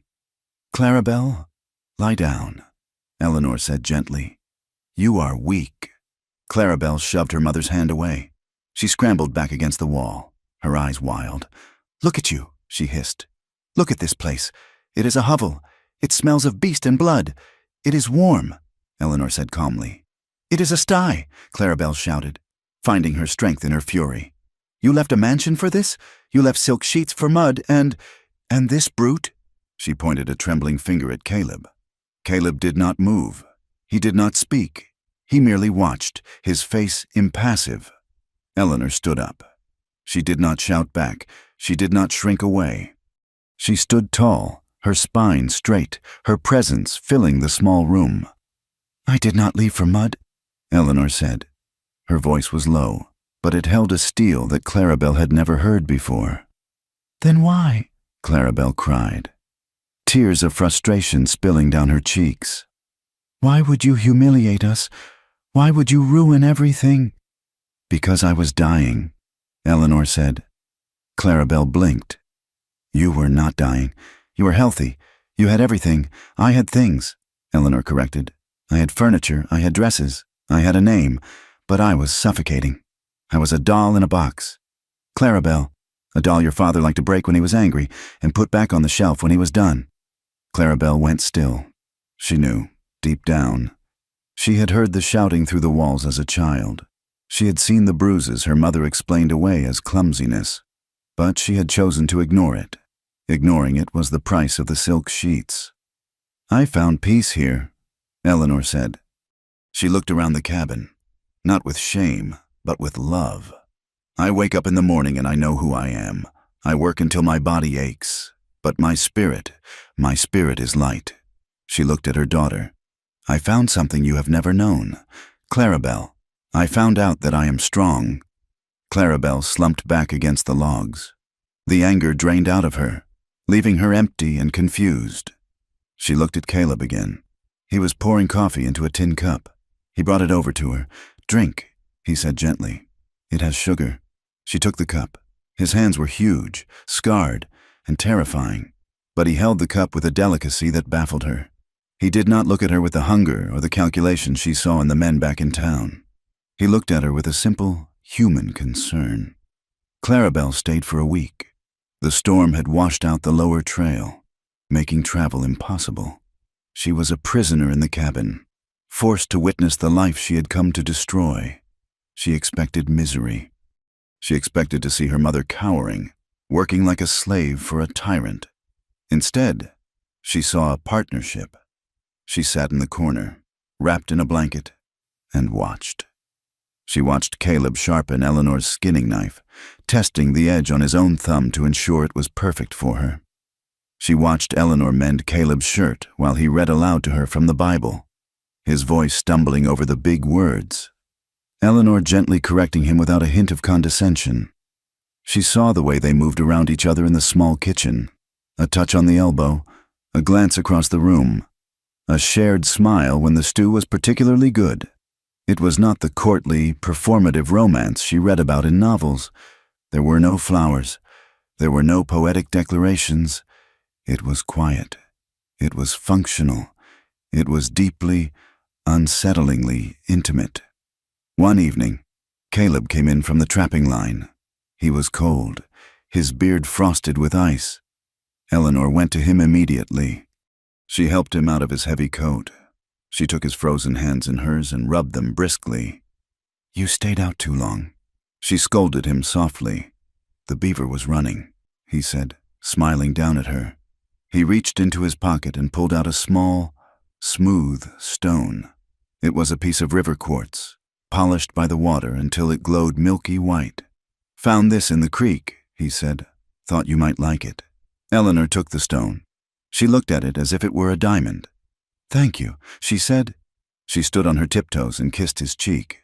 Caleb's hand came up to rest on the small of her back, steadying her, holding her. Clarabelle turned away, feeling like an intruder. She had seen her father give her mother a diamond necklace once, after he had given her a black eye. The necklace had cost thousands, but he had thrown it at her across the table. This stone cost nothing, but the way it was given made the air in the room vibrate. The realization began to creep into Clarabelle's heart, uninvited and uncomfortable. Her mother was happy, truly, deeply happy. On the final night before Clarabelle was to leave, the weather turned mild. The moon was full, bathing the valley in a silver light. Clarabelle woke up in the loft. She heard the door of the cabin creak open, then close. She waited, listening. She heard nothing. Curiosity, or perhaps a need to understand the mystery of this place, drove her from her bed. She climbed down the ladder and went to the window. The cabin was empty. She grabbed her cloak and slipped outside. The air was cool and smelled of damp earth and new growth. She heard the sound of splashing from the creek that ran behind the cabin. She walked toward the sound, staying in the shadows of the pines. She stopped at the edge of the bank, hidden by a cluster of willows. Caleb and Eleanor were in the water. It was a pool created by a beaver dam, deep and still. The water must have been freezing, fed by the snowmelt, but they did not seem to care. They were naked. Clarabelle's first instinct was to turn away, to shield her eyes from the impropriety. But she was frozen by the sheer, raw beauty of the scene. The moonlight turned their skin to silver. Caleb stood waist-deep, his massive back to Clarabelle, the scars on his shoulders visible even in the dim light. Eleanor was in his arms. Her legs were wrapped around his waist, her arms around his neck. They were not moving frantically. They were simply holding each other. Caleb's forehead rested against Eleanor's. They were swaying slightly with the current of the water. Clarabelle saw her mother throw her head back and laugh, a low, throaty sound of pure joy that rose up into the night sky. Caleb said something that Clarabelle could not hear, and he raised Eleanor higher, burying his face in her chest. It was passionate, yes, but more than that, it was real.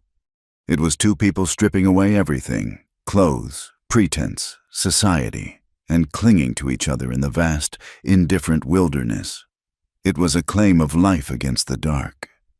Clarabelle felt tears prick her eyes. She realized, with a sudden, crushing clarity, that she had never been loved. Not like this. The boys in town wanted her waist, or her father's money, or her pretty face. None of them would stand in freezing water just to hold her. She looked at the lovers one last time. Her mother looked like a queen. Not a queen of silk and parlors, but a queen of the river and the night. Clarabelle turned away, stepping softly on the pine needles so as not to disturb them. She walked back to the cabin, her world tilted on its axis. She lay down in the dark, listening to the wind, and for the first time in her life, she did not feel superior to her mother. She felt envious, and she felt awe. The beaver pelts were prime. Caleb had spent the late winter and early spring working the high country creeks, and the harvest was thick, the fur glossy and heavy. He baled them into tight bundles, ready for the trading post. They were running low on salt, on coffee, and on lead for casting bullets. The garden, which Eleanor had attacked with a religious fervor, needed new seed. It was time. Eleanor watched him load the pack mule. It was the first week of June. The valley was alive, buzzing with the sound of insects and the rush of the creek. She felt a knot of anxiety in her stomach, a cold stone in the midst of the summer warmth. "You will be careful," she said. It was not a question. Caleb finished tightening a strap and turned to her. He looked at her, his slate eyes soft in the morning light. He saw the woman who had survived the winter, the woman who had stitched his arm and learned to fire his rifle. He cupped her face in his hands, his thumbs tracing the line of her jaw. His hands were rough, but his touch was no longer hesitant. It was possessive. It was gentle. "I am just going for salt." "Eleanor," he said, "it is not the mountain I worry about," she whispered. "It is the town." He knew. Bitter Creek was a wound that had never properly healed. He had humiliated the town's golden daughter. Then he had stolen her mother, the town's most respected widow. They would not have forgotten. "I will be back in 2 days," he said. He kissed her. It was a long, deep kiss, not of passion, but of promise. It tasted like coffee and wood smoke. He swung himself up onto the roan, took the mule's lead rope, and rode down the trail without looking back. The town of Bitter Creek was louder and more crowded than he remembered. The spring thaw had brought a fresh rush of prospectors and merchants. He kept his hat low, ignoring the stares as he rode down the main street. He saw the mercantile, the place where it had all begun. He saw Clarabelle's house, the curtains drawn. He tied the mule to the hitching rail outside the trading post at the far end of town, a rougher establishment that dealt mostly with trappers and soldiers from the nearby fort. He did his business quickly. He bartered the pelts for a good price, getting coins in addition to his supplies. He stacked the sacks of flour, salt, and beans. He bought a small bag of peppermint candy, a ridiculous, civilized indulgence that he knew Eleanor would love. He was loading the last sack onto the mule when a voice cut through the street noise. "Mr. Bracken." Caleb did not turn. He kept his hand on the rope, his senses screaming. The voice was smooth, educated, and cold as a snake. "I must admit, I'm surprised to see you," the voice continued. "I had assumed you would be astute enough to remain in your wilderness." Caleb turned slowly. The man was everything Caleb was not. He was in his late 40s, dressed in a tailored black suit, his face clean-shaven, his hair slicked back with macassar oil. He wore a string tie and carried a polished cane. This was Josiah Finch, the executor of Arthur Harlow's estate and the managing partner of his shipping interests. "I have no business with you," Caleb said. His voice was low, a rumble. "I am afraid you do." "Mr. Finch said, taking a small step closer. He smiled, but the smile did not reach his eyes. "You see, Mr. Bracken, you are in possession of something that does not belong to you." Caleb's hand, which had been on the mule's pack, dropped to his side. "A lady like Mrs. Harlow." "Mr. Finch went on, his voice conversational, as if discussing the weather. "She is a woman of refinement. She is an asset to the community. Her late husband, a man I respected deeply, left her well provided for. The estate is, however, still in probate. Certain assets are not to be moved." He tapped his cane on the boardwalk. "A woman like that," he sighed, "she is delicate. She is not made for this." He gestured vaguely at Caleb's buckskins.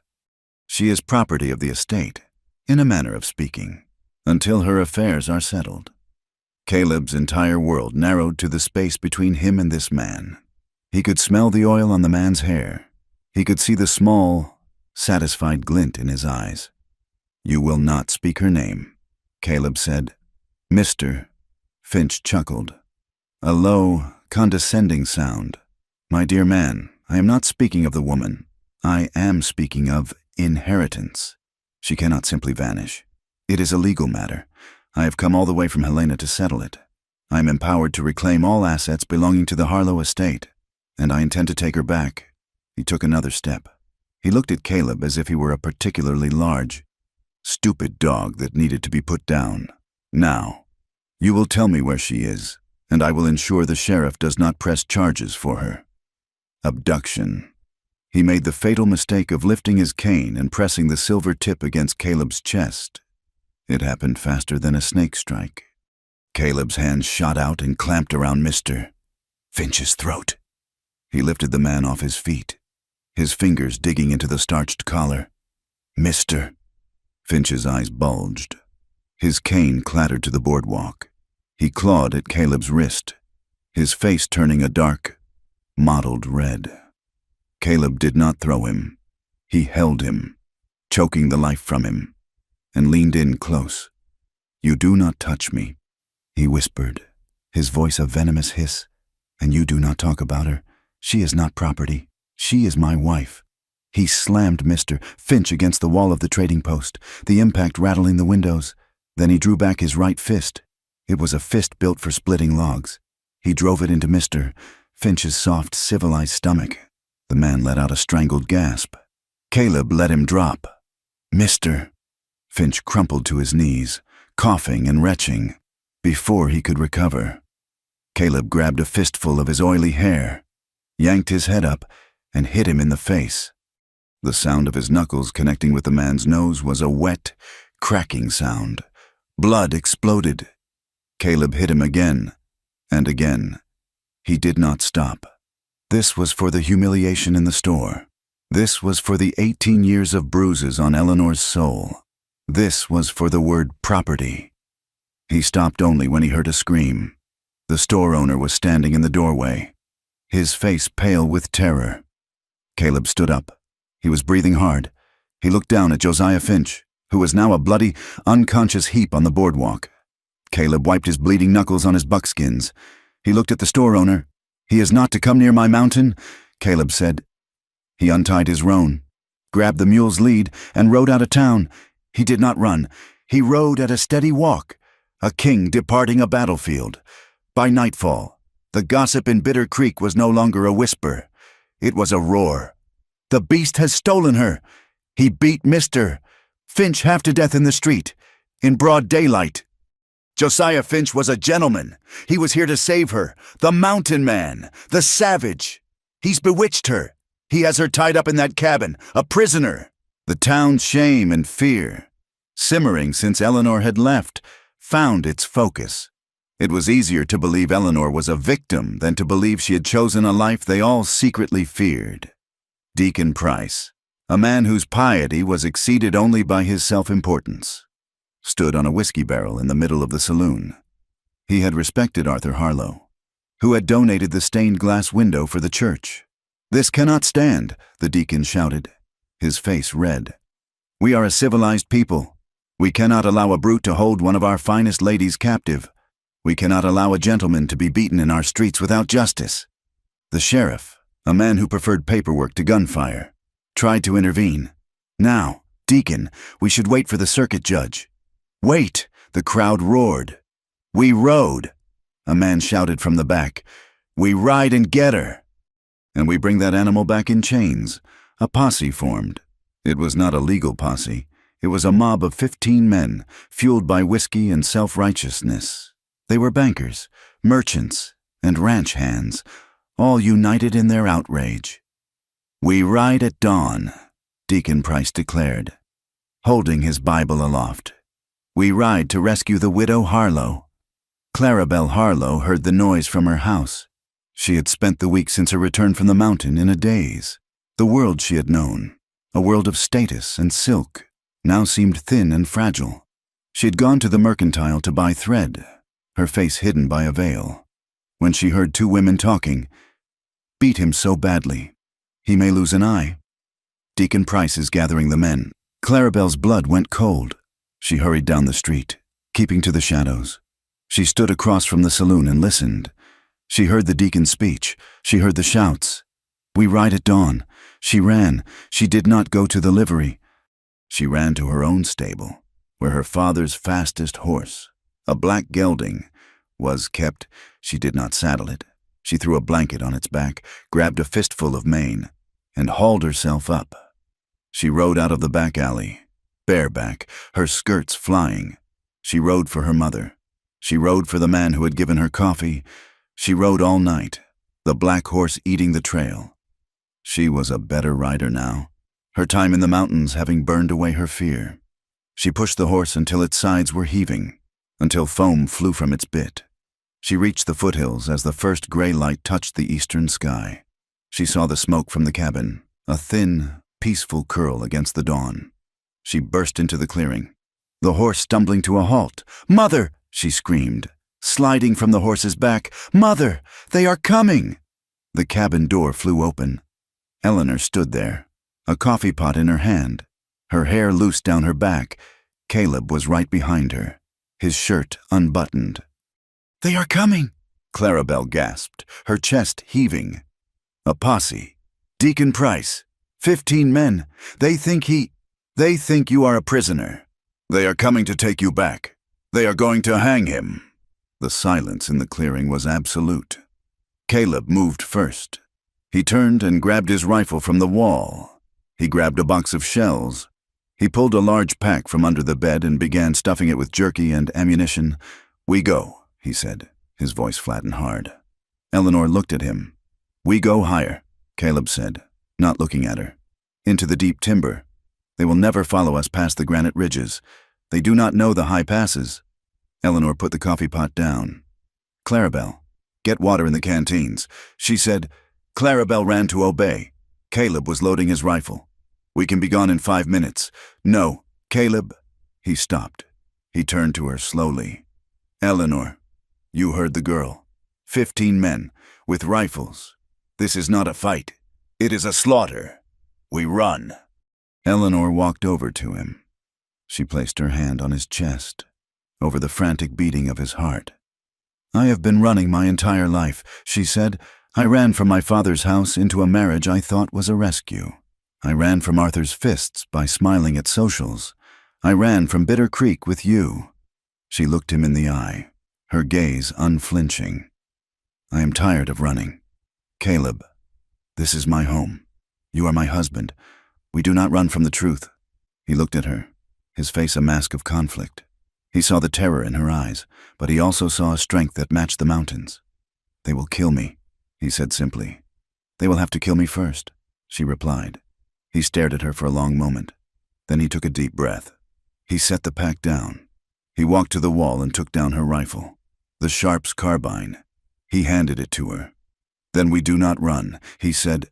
They heard the horses then, the sound of shod hooves on rock, the jingle of bridles. The posse rode into the clearing. They stopped, fanning out, their rifles held across their saddles. They saw the cabin, the neat garden, and the smoke from the chimney. Deacon Price rode forward.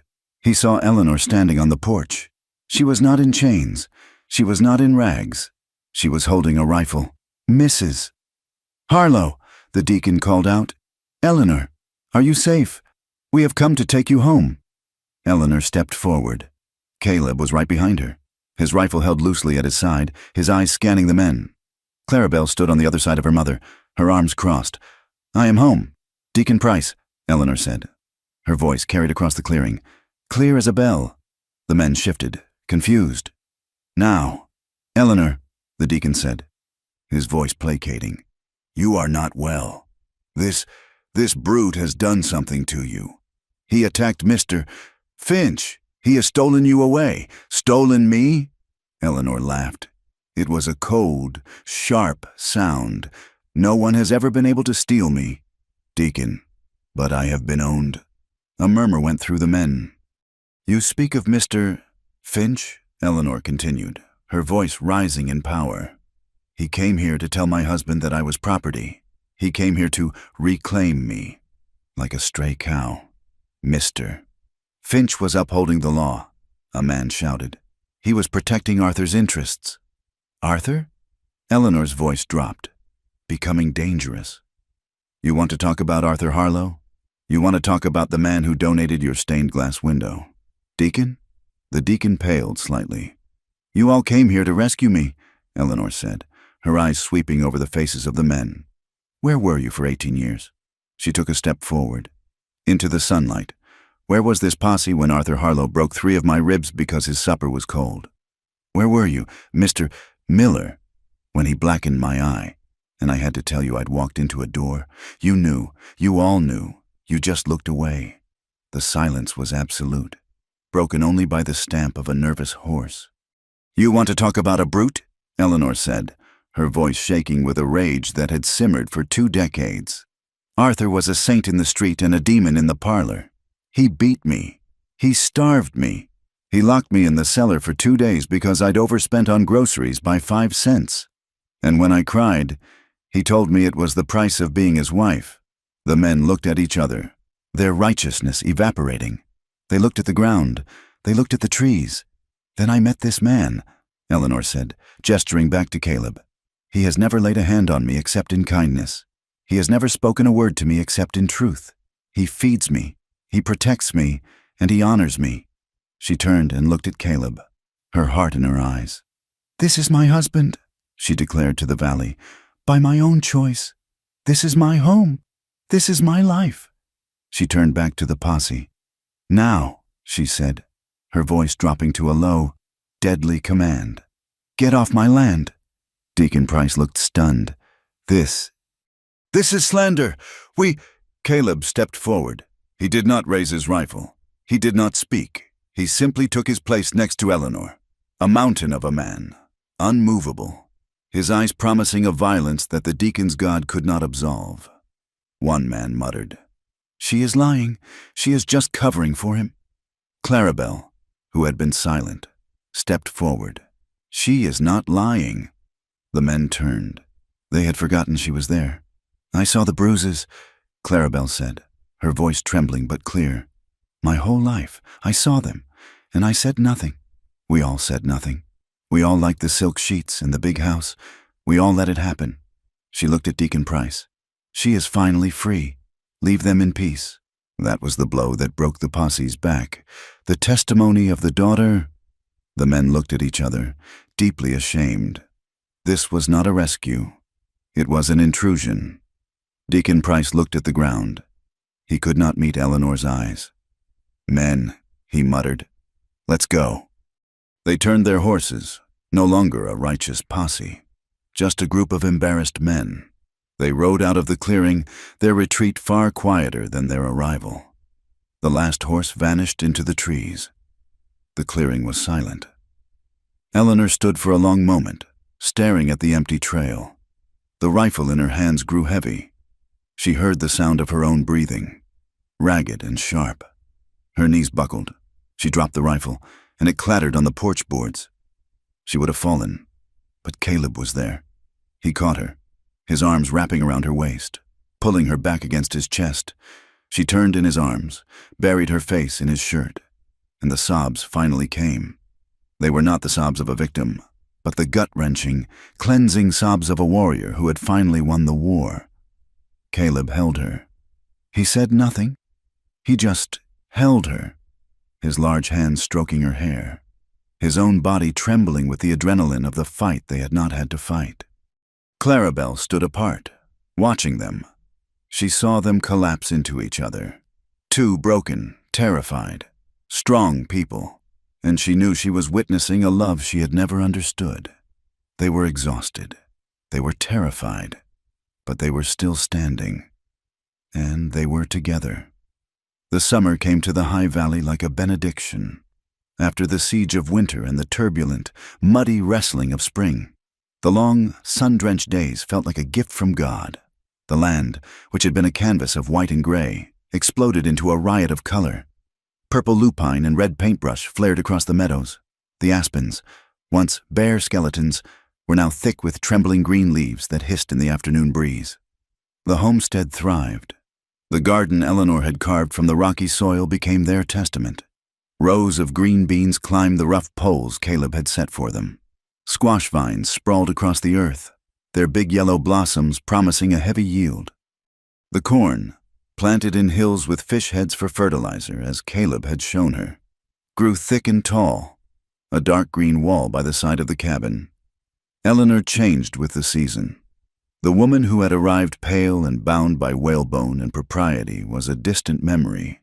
Her dark hair, worn in a practical braid down her back, was now streaked with gold and copper from the relentless sun. Her skin was the color of healthy, browned bread. When she swung the axe to split kindling, The muscles in her arms and back moved with a fluid, capable power. She was no longer just surviving. She was flourishing. She had learned to read the land, to know the sky. She knew which mushrooms were safe to eat after a rain, which herbs would soothe a cough, and how to set a snare line for rabbits so cleanly that the animal never suffered. She was stronger, freer, and more fiercely alive than she had ever been. The fear was gone. The ghosts of Bitter Creek, the memory of Arthur's hand, the shame of the town's gossip, they had all been burned away by the high-altitude sun, scoured clean by the hard, honest work of living. Their intimacy settled into this new rhythm. The frantic, desperate coupling of the first thaw had gentled, evolving into a connection that was as steady and essential as the creek that gave them water. One night in July, the heat of the day lingered, turning the cabin into a stifling box. After the supper dishes were cleaned and the goat was milked, Caleb took a heavy quilt from their bed, too hot inside. He said, he spread the quilt on the soft, pine needle-covered ground 100 yards from the cabin, in a small clearing that looked out over the valley. The stars were a spill of diamonds, so bright and close they looked like holes punched in a black velvet sky. They lay on their backs, side by side, not speaking for a long time. They listened to the sounds of the summer night, the chirr of crickets, the distant, lonely hoot of an owl, the soft rustle of a deer moving through the underbrush. "Eleanor," Caleb said, his voice a low rumble in the dark. She turned her head. He was looking at her, his face serious in the starlight. "Are you happy here?" It was a question he had never asked. His proposal in the stable yard had been one of need. Their life since had been one of survival. Eleanor reached out and laid her hand on his chest. She could feel the steady, slow beat of his heart. "I have never," she said, "not in all my 38 years, understood what that word meant until I came to this mountain. I am not happy. Caleb, it is not a big enough word. I am full." He let out a long breath, a sound of profound relief. He rolled toward her, propping himself up on one elbow. He looked down at her, his eyes tracing the line of her mouth, the new strength in her jaw. He bent his head and kissed her. The kiss was not desperate, as it had been during the fever. It was not possessive, as it had been after the fight. It was tender. It was a long, slow exploration of a territory they both now knew by heart. It was a kiss of absolute belonging. He undid the simple ties of her nightgown, his rough fingers gentle. She helped him with the buttons of his shirt. There, under the vast, silent watch of the stars, they made love. It was quiet. It was complete. It was a prayer, a thanksgiving, a sealing of the truth that had been forged in fire and ice.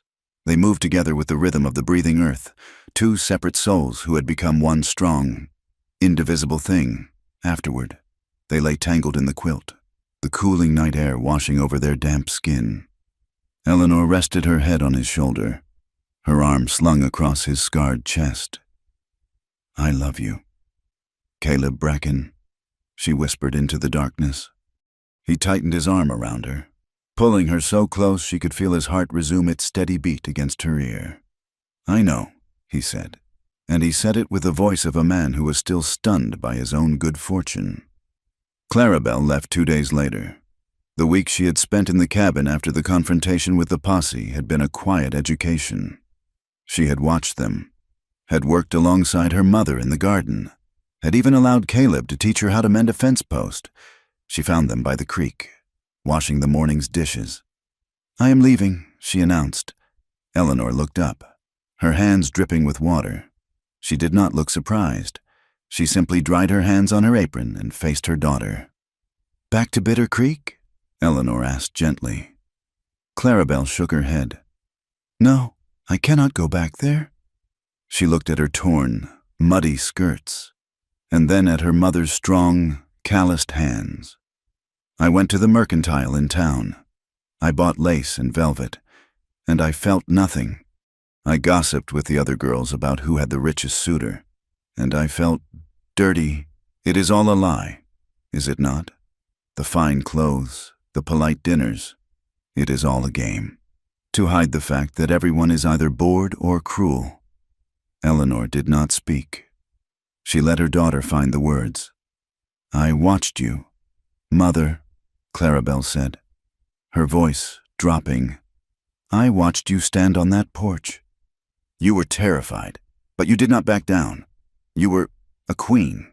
And I looked at Deacon Price and all the men who used to tip their hats to us, and they were just small. They were small, frightened men. She looked at Caleb, who had been standing back, giving them space. "He is a good man," she said, her voice soft. "He gave me coffee. He wrapped me in his coat. He did not ask for anything in return." Caleb nodded once, accepting the compliment as the simple truth. "I am going east," Clarabelle said, "to St. Louis, or maybe all the way to New York. I want to find something that is real. I want to build a life that is not based on appearances. I want to be strong, like you." Eleanor's eyes filled with tears. She pulled her daughter into a fierce hug. They stood there for a long moment, a mother and daughter who had finally, truly, seen each other. Caleb packed a bag for her, with jerky and a small pouch of coin from his fur trade. He would ride with her to the pass, to ensure she met the stagecoach safely. As Clarabelle mounted her horse, she looked back at the cabin. It was not a hovel. It was not a sty. It was a home. "Will you be safe?" Clarabelle asked her mother. Eleanor smiled, her hand resting on Caleb's arm. "I am safer here than I ever was in your father's house." Clarabelle nodded. She looked at them one last time. This wild, beautiful, impossible pair. Then she turned her horse and rode away, not looking back, her face set toward her own future. A week later, Caleb asked Eleanor to walk with him. The work was done for the day. The sun was setting, turning the granite peaks into burning spears of orange and purple. He did not take the trail to the creek. He led her up, higher, to the meadow where he had first taught her to shoot. The place was covered in wildflowers, a carpet of yellow and blue. "Caleb, what are we doing here?" Eleanor asked, laughing, as he tugged her by the hand. He did not answer. He led her to the center of the meadow. He was nervous. She could feel the tension in his hand. He was wearing his clean shirt, she realized, and he had washed his face and combed his beard. "Eleanor," he started. He stopped, cleared his throat, and started again. He looked at her, and the raw honesty that she had first seen in the Bitter Creek Mercantile was there. But this time it was not awkward. It was focused. "The first time I asked for you, I was a fool," he said. "I was a lonely man, looking for a warm body. I asked for a girl who looked soft." He took both her hands in his. "Now I am asking to be a better man, because I am not looking for a soft woman. I am looking at the strongest woman I have ever known." He let go of one of her hands and reached into his pocket. "And I am not asking for a woman to keep me warm. I am asking for a woman to share my life, to share my fire." Eleanor's hand flew to her mouth, her eyes widening. Caleb Bracken dropped to one knee. He held her gaze, his own eyes shining with a fierce, terrified hope. He opened his hand. In his rough, scarred palm lay a ring. It was not gold or silver. It was a simple band of dark green mountain stone, soapstone, that he had carved and polished until it shone with a soft, warm luster. He had inlaid a tiny, bright fleck of gold he had panned from the creek, setting it in the center like a star. "Eleanor," he said, his voice thick, "be my wife, not just for the winter, for always." Eleanor looked at the ring. She looked at the mountain. She looked at the man kneeling in the wildflowers. The man who had saved her, the man she had saved. Tears streamed down her face. They were not the tears of a victim. They were the tears of a soul that had finally found its harbor. She knelt in the flowers in front of him. She took his face in her hands. "I already belong to you." "Caleb," she whispered through her tears. She was weeping too hard to speak, so she just nodded, again and again. A frantic, joyful motion. He let out a ragged breath and surged forward, catching her in his arms. They clung to each other, kneeling in the dirt, two halves of a whole, as the last light of the sun blessed the valley. They were married 3 days later. under the shade of the massive pine tree that stood guard over the cabin. There was no deacon, no judge, no crowd of witnesses. There were just them. Eleanor wore her best calico dress, the one she had sewn herself, and she had woven a crown of wild columbine and lupine for her hair. Caleb wore his clean shirt and had trimmed his beard. They did not have a Bible, so they faced each other, holding hands. "I, Caleb Bracken," he said, his voice deep and steady, "take you, Eleanor, to be my wife. I will hunt for you. I will protect you. I will build for you. And I will love you until the mountains fall."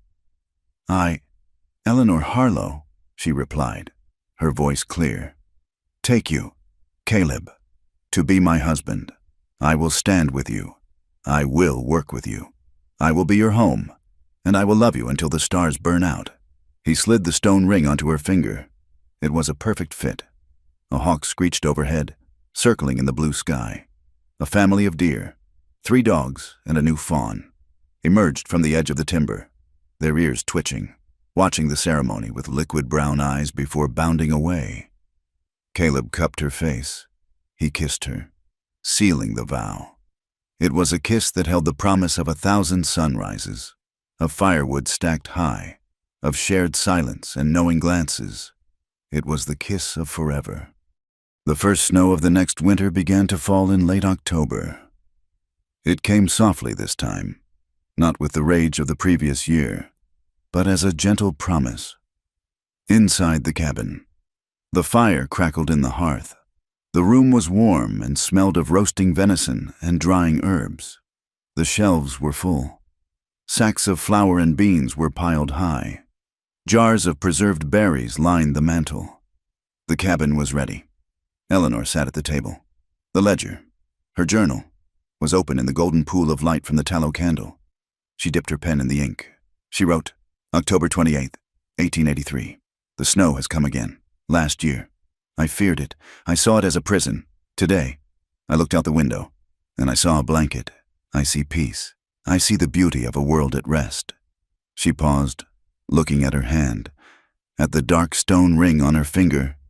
It was scarred now, from work, but the little fleck of gold still shone. "I was once a ghost in silk, a polite smile in a cold house. I was a name, a possession, a whisper of a woman. Now," she smiled, the lines by her eyes crinkling. "Now I bleed when I cut my hand. I burn from the sun. I ache from a day of good, hard work. I live." She looked up. Caleb was sitting on the other side of the hearth, mending a snowshoe. He looked up at the same time, as if he had felt her gaze. He smiled at her, a slow, easy smile that was just for her. She dipped the pen one last time. "And I am loved." The fire crackles. The wind began to howl outside, the wild voice of the mountain testing the strength of the walls. Caleb stood, walked over to the table, and put his hand over hers. He leaned down and kissed her knuckles, a gesture of profound, gentle respect. The wilderness howled, but the cabin stood strong. Thank you so much for listening to this story. I truly hope it keeps you hooked. Please, take a moment to comment and let us know where you are listening from. We love to see how far these tales travel. If you enjoyed this, please consider subscribing to From Wild West, so you never miss a new story. We would be honored if you would share your thoughts on Eleanor and Caleb's journey in the comments below.